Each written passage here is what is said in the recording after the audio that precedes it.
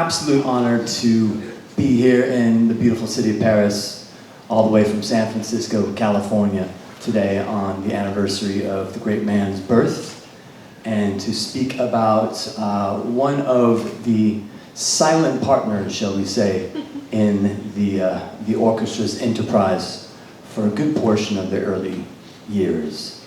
So without further ado, I would like to this afternoon paint a portrait of the man Fred Guy. My journey to today here to Paris began a few years ago when I really began researching Fred Guy in earnest. And one of the primary sources that I started with was the 1969 issue of Downbeat, which featured one of our only in-depth profiles of Fred Guy. Fortunately, John McDonough, who wrote that article, is still alive and with us. So being the ambitious sort of fellow that I am, I wrote John an email and asked him if he had any notes or any memories of speaking with Fred Guy in preparation for this Downbeat article. To my delight and my surprise, John McDonough wrote back within a couple days, and not only was able to provide me with some basic memories of the afternoon, but provided the actual date that he had interviewed Fred, and a color photo that he had taken when he went to interview Fred that had been reproduced in black and white in Downbeat magazine. And as a temptation to stick around for the entire presentation this afternoon, that he did send me some additional photos that he took that afternoon that were not published and, to the best of my knowledge, have not been seen outside of a few folks. So even though John, of course, is not here, he has my sincere gratitude for really giving me a little something early on in my discovery phase of this to really push me to dig further and further and deeper. So from that portrait of Fred Guy, we will begin painting our own. Frederick Lee Guy was born in Burkeville, Nottoway County, Virginia, on May 23rd, 1897. Most of us have not heard of this place. It's a very small town about 92 kilometers from Richmond, Virginia, a place many of us have heard of. His parents were named William Hodges Guy and Ida Lee Johnson. And as a point of minor setting the record straight, Frederick Lee always used the name Fred on all of his legal documents and when signing his autograph. Although several of his bandmates and Duke himself referred to Fred as Freddie, it would seem that Fred preferred Fred. Although Barry Ulanoff, in his 1946 Ellington biography, claims that that Fred was carried to New York in his mother's arms, we really don't have any evidence that he was in New York beyond that until the 1910 New York City census. We do find the Guy family living in New York, specifically, and very importantly, living in Harlem by 1910. Unfortunately, his mother is unaccounted for in that census, which suggests she either passed away or had already separated from her husband at that point in time. Fred had two younger brothers, one of whom was born in New York, so we can say that they were there certainly by about 1903 or so. A quick couple of words about the importance of Fred Guy having grown up in Harlem. The tapestry of Harlem is, of course, so important to the early Ellington music. It's something that gave Duke so much inspiration. He drew so much from it, both culturally, musically, beyond. And Fred, who was slightly older than Duke, was one of the only of the original band who was truly from Harlem and had grown up in Harlem and was a true Harlemite. So I propose that Fred's character was very important to the early makeup of the band, and for some other reasons we'll talk about shortly. One other interesting point, we don't have too much information about Fred early on in his life, but we do have his draft card from World War I, or the Great War, if you will. Another interesting point of connection for Duke and his band, Fred Guy being someone that not only was around during that time and eligible for the draft, as it were, but he was also drafted and inducted into the U.S. Army. Of course, that war began in 1914. The U.S. entered the war in 1917. Guy was then drafted and inducted on September 26, 1918. And of course, the war ended shortly thereafter. So he spent a very short time. He never left U.S. soil and was honorably discharged just 3 months after his induction. But technically speaking, we have an Ellingtonian that served in the U.S. Army during the First World War, for what it's worth. We do learn another piece of information from his draft card, in that he, at the time, was working for the Warner's Sugar Company, which was in Edgewater, New Jersey, across the Harlem River. His father was a laborer. In all the census reports, we know that he was a laborer, and by this account, we assume that Fred was doing the same. By his own account, Fred Guy started playing the banjo in 1922, somewhat surprisingly, as he was working semi-pro at the very least within a year, which speaks to his propensity for the instrument. Of course, he was to join Duke just a couple of years after and record shortly after that. And already on the earliest Duke Ellington recordings with Fred Guy, we find him to be quite a good banjo player, but one that had clearly only been playing banjo for a short period of time. So within a year of playing the instrument, he's working in and around Harlem. His early associations include the pianist Ginger Young, the black band leader John C. Smith, who is not to be confused with the white band leader Joseph C. Smith, although many folks have confused the two. Kind of most importantly for his early associations was this John C. Smith and his Modern Dance Orchestra. This was the band that initially Guy was reticent to leave to join the Washingtonians when Duke approached him in early 1924. And of course, we probably all know the story of Duke and the Ellingtonians first encountering Fred Guy leading a small band, at the Orient Cafe in Harlem, a band that featured Fats Waller on piano and the violinist Angelina Rivera. In February 1924, Guy joins Duke's band, permanently replacing Elmer Snowden.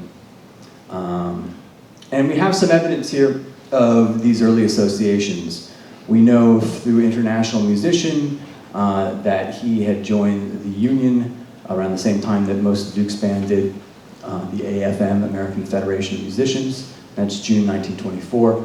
The semi-recently discovered Headlines film features features Fred Guy on the bandstand playing guitar, and of course the great photo that so many of us are excited about. Guitar or banjo? Banjo, pardon me. Thank you, Stephen. Live fact-checking with Stephen Lasker. And of course, speaking of Stephen, he was instrumental in determining the date and location of this photo of the Washingtonians, August 1926. Right? August 12, 1926. August 12th. What time of day? Afternoon, probably. Yeah, I think so, with the light, right? So, well, they're clearly facing the west. We could do this. This is like a phone call between me and Stephen, actually. This is a little insight to the research process. So we know his earliest appearances, and one of his first early recording experiences too also comes via Stephen. Brooks Kerr told Stephen, I believe, that Fred appeared on a Get Happy Band recording for Columbia in July 1925 alongside Sidney Bechet and Joe Nanton. Although I don't think copies have turned up yet, have they? Oh, I have one. Oh yeah, well, us mere mortals. Someday, someday. At any rate, yeah, keep looking. I'm not digging hard enough.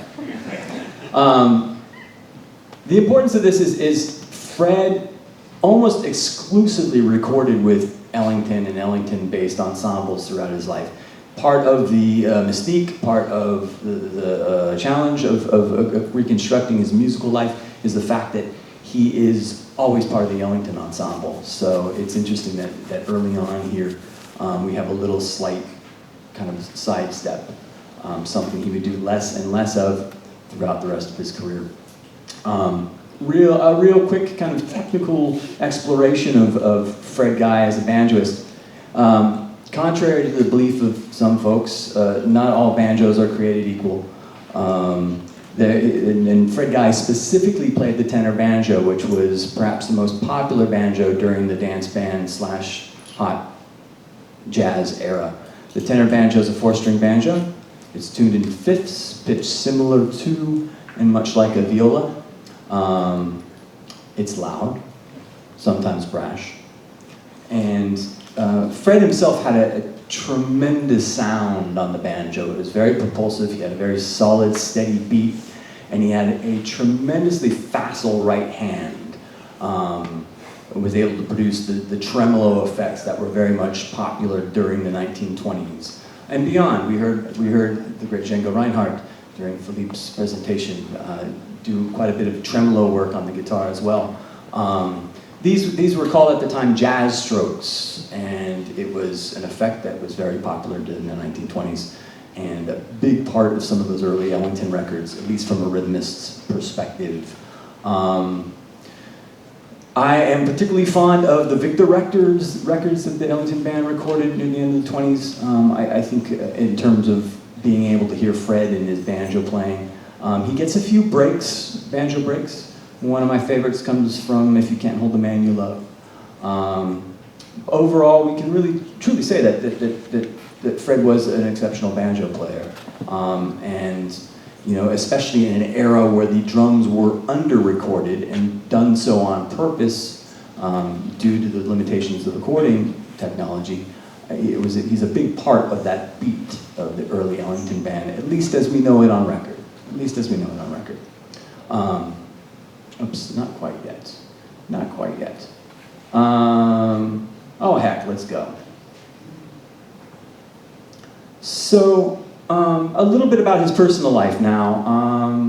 I'll talk about his relationship with Duke in just a minute, but his first wife was a woman by the name of Minnie McDowell, who has an interesting life worth exploring for a couple minutes.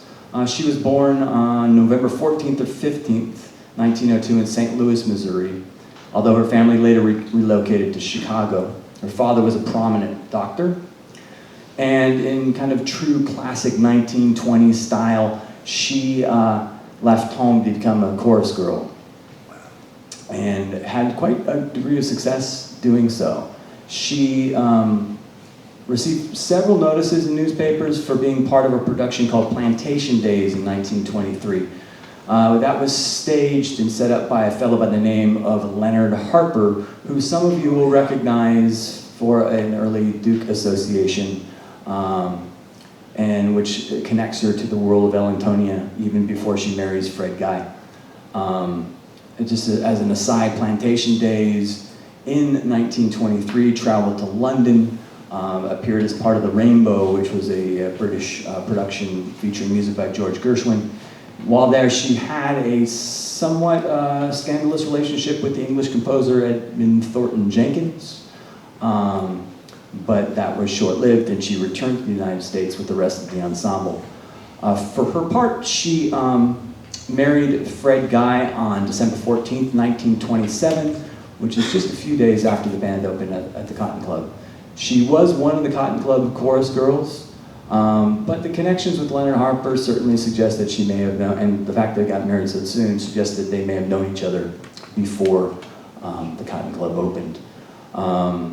She does appear in one of the Duke Ellington films that we have, a still of which I have on screen now. After some kind of back and forth between several people, including Stephen, we seem to think she is the dancer in the middle, kind of obscured most by the shadows, and also the one closest to Fred Guy there in the banjo.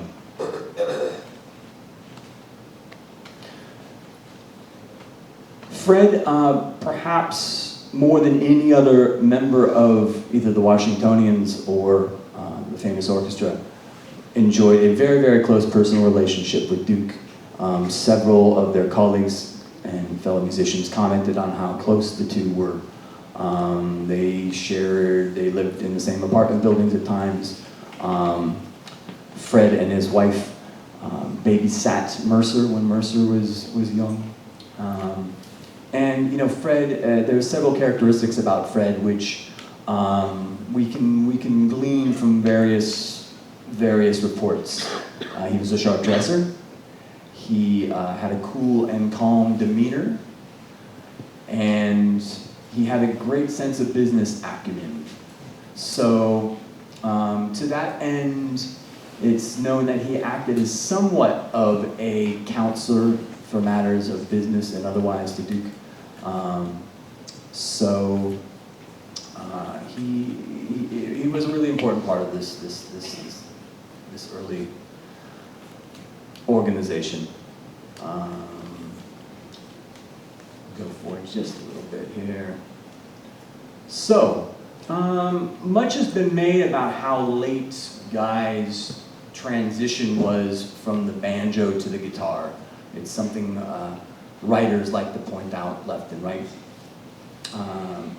But first, before I say anything else, we must remember that Duke was always very much concerned and very much in charge with the sound of his orchestra and which instruments he was employing in his orchestra. So the fact that the banjo stayed so long in the Duke Ellington band, we have to assume was at least partly, if not mostly, the result of Duke's decision himself. We do know that Fred started playing the guitar as early as 1931. We have both photographic evidence as well as written evidence that he was playing both banjo and guitar. By his own retelling, he took lessons from the great Italian-American guitar player Eddie Lang, a guitarist for whom he also expressed a great deal of admiration. He first recorded with the instrument, he was first seen with the instrument in photos in 1931. He first recorded with the instrument in September of 1932. And he continued using both banjo and guitar through the end of 1933. We heard Daybreak Express earlier during Philippe's presentation, which was one of the last Ellington recordings to feature banjo. Some credit must be given, however, to a guitarist by the name of Lawrence Lucy, a name I hope is familiar to a lot of folks here. Lawrence Lucy was one of the great swing era guitar players and had an absolutely tremendous sound, feel, as we say, beat on the guitar.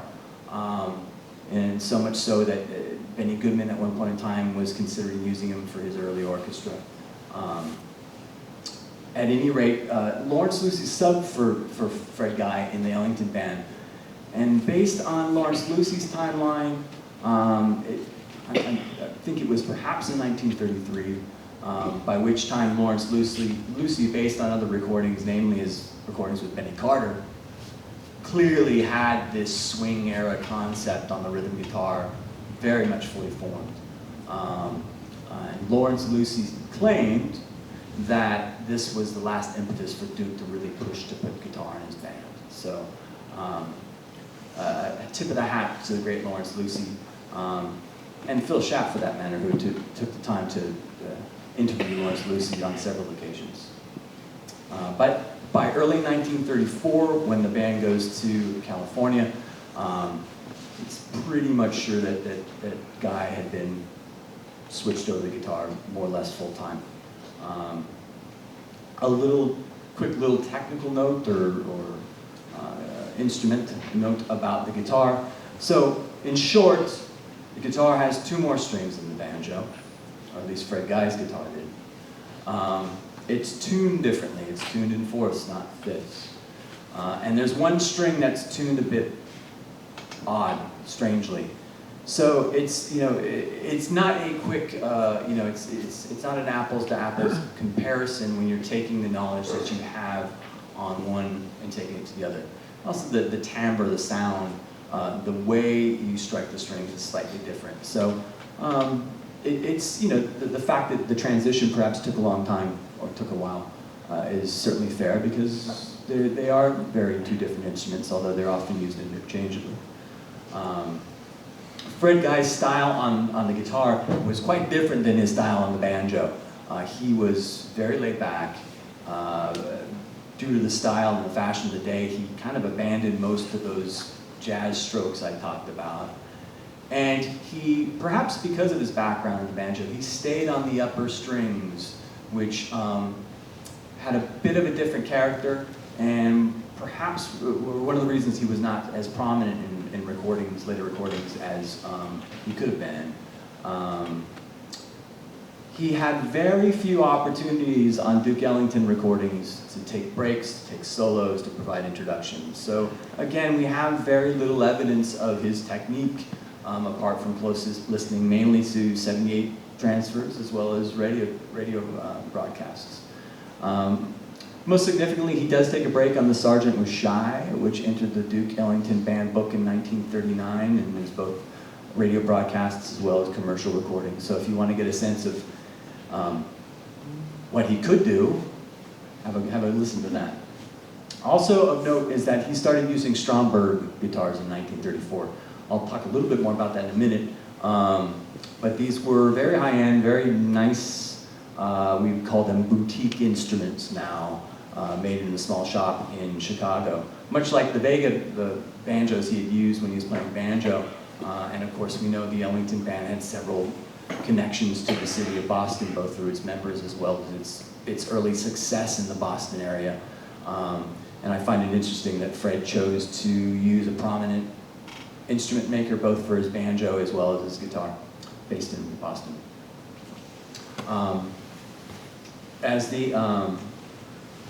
As the 1930s progressed, we saw a bit of a difference in the configuration on the bandstand.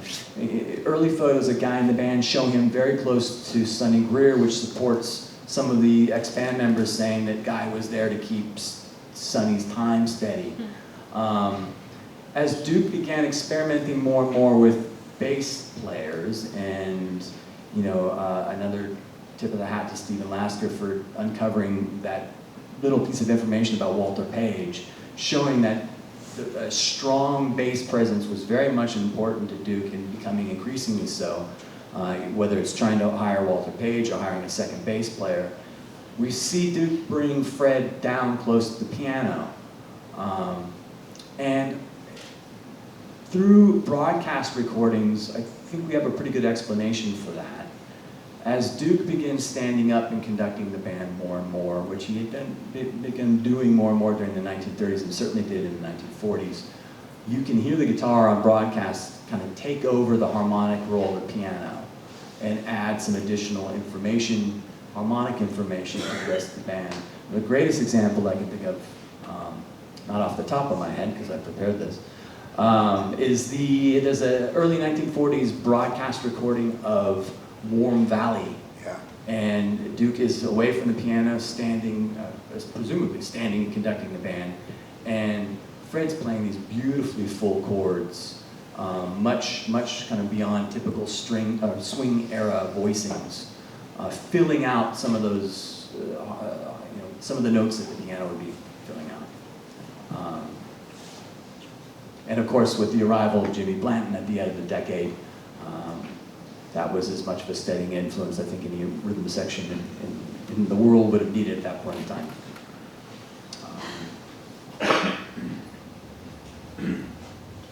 Just a few more shots of Fred in the 1940s. You know, Fred, like most guitar players of the swing era, engaged in kind of the war of the guitar sizes.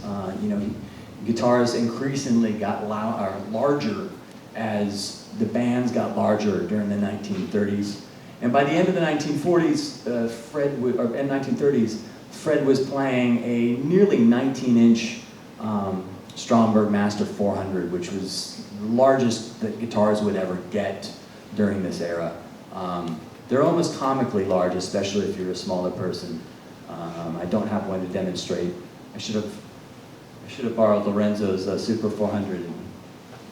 Yeah, next time. A word about Strombergs. Quite significantly, Fred Guy, or Freddie in this case, as we see in the Downbeat advertisement, was an endorser of Stromberg guitars. And this is important for a couple different reasons. As I said, you know, these were boutique instruments. They were very high-end, expensive even then. They're even more expensive now. And Stromberg, unlike some of the larger manufacturers, used black jazz musicians as endorsers. There was still, you know, thumbing through pages of Downbeat, you did not see many black guitarists in Gibson amps, or Gibson guitars, or even Epiphone. And so it's significant that, you know, the Charles Stromberg and his son were proud of the use of their instruments by guitarists such as Fred Guy, Freddie Green, Al Norris from the Lunsford Band, and I'm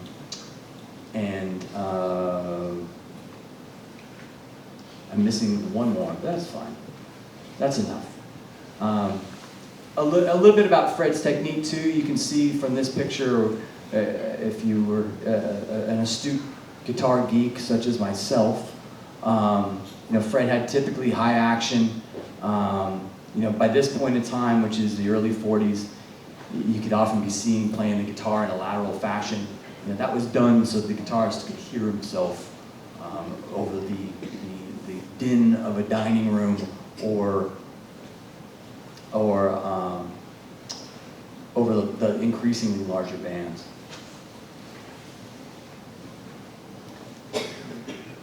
So in honor of the fantastic presentation that we had early today, I wanted to say just a quick note about this very famous photo. You know, in the United States, the photo here on the right is perhaps the most famous photo of Django Reinhardt we have.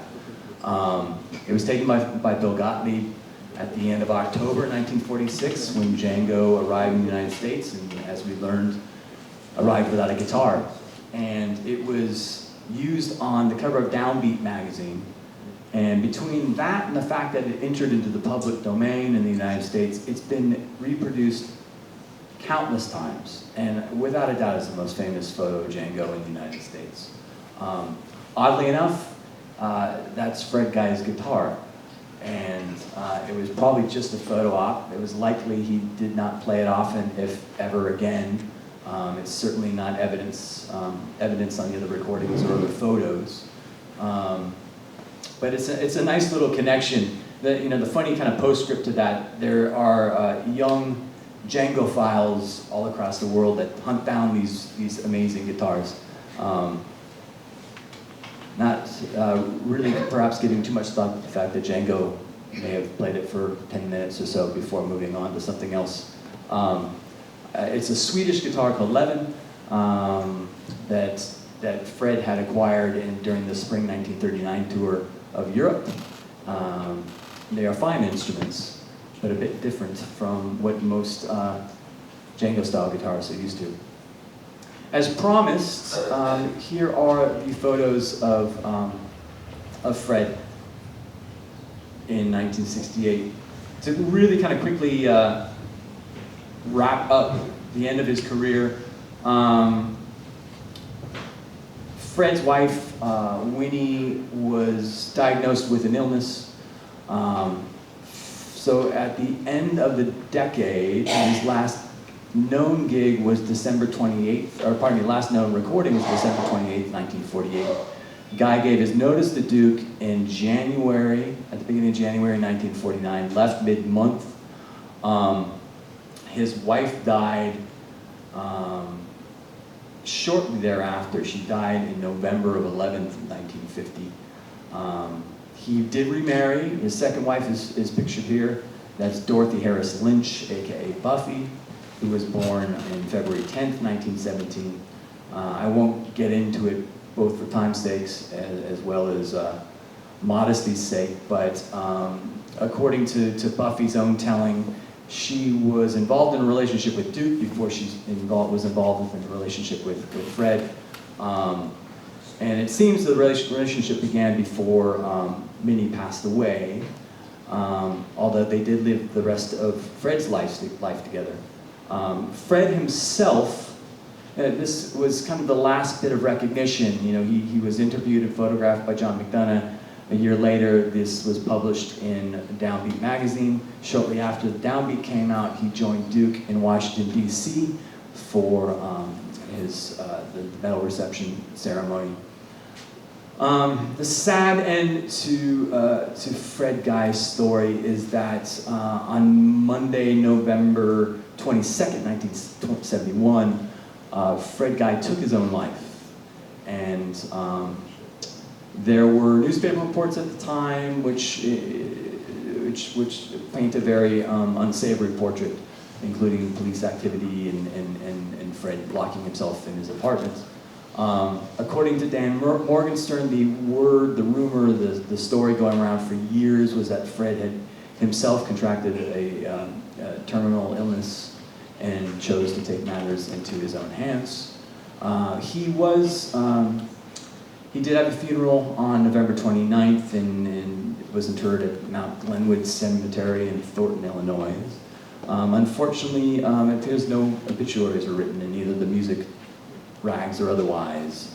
And so, sadly, Fred left in such a fashion. So, I hate to end on such a sour note, but I have overstayed my time here, and I will say just a quick thank you to Laurent and the Maison de Duc for hosting not only this entire conference, but for allowing me this opportunity, to Ulf and Bo from the Duke Ellington Society of Sweden, to Stephen, to Ken, and to Steve Bowie back in California, and of course Lauren Schoenberg as well. Oh, and Jean-Francois for their encouragement. And thank you all for your attention and your time this afternoon, and au revoir.